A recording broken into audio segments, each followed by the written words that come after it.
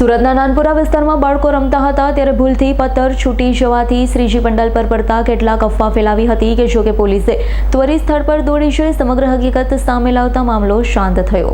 29 August શુક્રવારના રોજ સાંજે 6 કલાકની આસપાસ અઠવા લાઇન્સ પોલીસ સ્ટેશન વિસ્તારમાં ગણપતિ પંડાલ ઉપર પથ્થર પડ્યાની માહિતી મળતા અઠવા લાઇન્સ પોલીસ સ્ટેશનના પોલીસ સ્ટાફના માણસો તાત્કાલિક બનાવવાળી જગ્યા પર પહોંચ્યા હતા।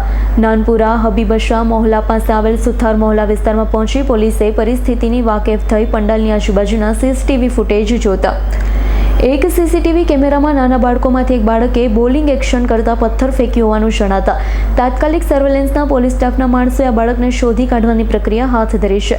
ટૂંક સમયમાં બાળકને ઓળખી આ બાળકને તેમના માતા પિતા સાથે પોલીસ ચોકી ખાતે લાવી પૂછપરછ કરાતા બાળકોની 7 થી 8 વર્ષની ઉંમર જણાઈ આવી હતી। પથ્થર ભૂલથી ફેંકાયેલા હોવાનું જણાવ્યું હતું। તેઓની પૂછપરછ દરમિયાન કોઈ ગુનાહિત બનાવ બન્યો ન હોય તેવું જણાવ્યું છે।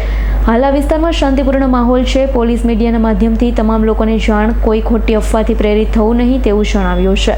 આજ રોજ 29 તારીખના સાંજે 6 વાગ્યાની આસપાસ અઠવા લાઇન્સ પોલીસ સ્ટેશન વિસ્તારમાં એક હબીબ શાહ મોહલ્લા છે અને આ બાજુમાં સુથાર મોહલ્લા છે, તો ત્યાં આવેલ ગણપતિ પંડાલ ઉપર કઈ પથ્થર પડ્યાની માહિતી મળેલ હતી અને તાત્કાલિક પોલીસ માણસો ત્યાં પહોંચતા સર્વેલન્સથી જોતા આજુબાજુના સીસીટીવી નાનકડા 7-8 વર્ષના બાળકો ક્રિકેટ રમતા જેવી મૂવમેન્ટ કરતા હતા અને આનાથી 3માંથી 1 બાળકોના હાથમાંથી પથ્થર છૂટીને ગણપતિના પંડાલના બાજુના પડદા ઉપર લાગી ગયા અને આ 3 બાળકોને એના વાલીવારસ સાથે લઈને પૂછપરછ કરતા જાણ પડી કે આ લોકો 7 થી 8 વર્ષના છે અને અત્યારે એરિયામાં શાંતિ બરકરાર છે અને પોલીસના માણસો ત્યાં હાજર છે।